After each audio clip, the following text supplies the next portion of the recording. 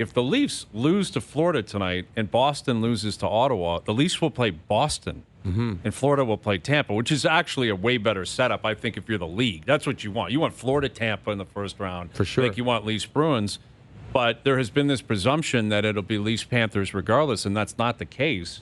And the Leafs kind of control that with how they play tonight. If they win, they play Florida. I think the Leafs should want Leafs-Bruins. I think time to exercise all that crap. Yeah. Now, exercising is with any team, though. I know, but like if you're gonna do it, like do it against the Bruins. Knock them out in the first round, and then I don't know. I guess it felt that way with Tampa last year because of the way they played against Tampa before. But if I was Auston Matthews and Mitch Marner deep in my soul, I'd want to take out the Bruins.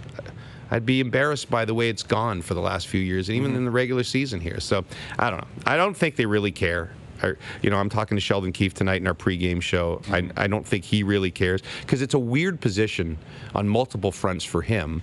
One, first of all, you control your fate in the sense that if you beat Florida, you play Florida. So how does that play into your thinking in game prep? Does it at all? I don't think. You want to beat Florida? I know. Well, they're gonna they have no choice.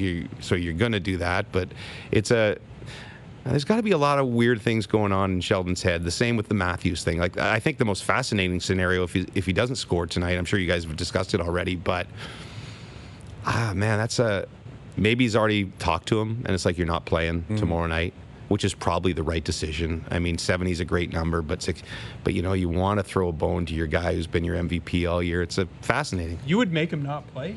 No, I'm not. I'd make him, but no, I wouldn't make him not play. play. I'd have the conversation with him maybe and say, how badly do you want this and all that? And I mean, I'm sure the Tortorellas of the world or the Mike Babcocks would just make the decision themselves. But I think Keefe is already shown to be a sort of player's coach. But deep in his head, he's sat him, I believe, the last few years in the last game, right? So his preferable scenario would be to sit him. And I know you can sit back and go, look, the playoffs are all that matter. That's true. But does it really matter if he plays one more game when he's got a couple days off still before game exactly. one? I don't think there's any connection to what happens in the next 48 hours. I don't think so either. And if they're going to win or lose, and you're not going to look back. It's fascinating because I know the wheels are turning in Keefe's head on all those things. I think more often you have to consult with Matthews, of course you do, but he's not going to say, I want 70. I don't think he'll say that. I think it's putting him in an awkward spot. I want to play. Okay. But then you ask him, why do you want to play? For preparation or for 70? And which answer is it? And I guess I think it's on Keefe to certainly have the conversation and consult. I think Matthews is worthy of that. I get the impression that's the way Keefe operates, and that's probably smart. But I think Keefe has got to make the call, and Keefe has got to publicize the call. He's got to announce it to the world that I decided he's playing or I decided he's not. Because if it gets back to Matthews and something goes awry, this is where they're going to protect him. Because if you put him out there and you say, do you want 70? He's going to say, well, I care about the playoffs. Of course he wants 70. Why would he not want to score 70? It's an incredible achievement to get there. But so in a situation, worst case where he played and something went wrong and he got nicked up a little bit, that the world would turn on Sheldon Keefe, whether it was Auston Matthews' decision or not to play. And Keefe knows that. Right. And that's the other conundrum with Keefe right now is that his future and his stability within the organization is not tied to Matthews scoring 70.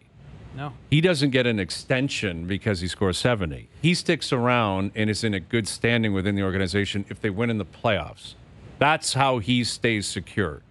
And Keefe, that is. That's Sheldon Keefe. It does. If Matthews scores 70 and they get swept, Keefe could be gone in a week. Mm-hmm. But if he scores 69 and they sit him the next two nights and then they go on a cup run, Keefe is the king. Isn't the ideal scenario he scores in the first 5 minutes and then he takes his gear off? Yeah.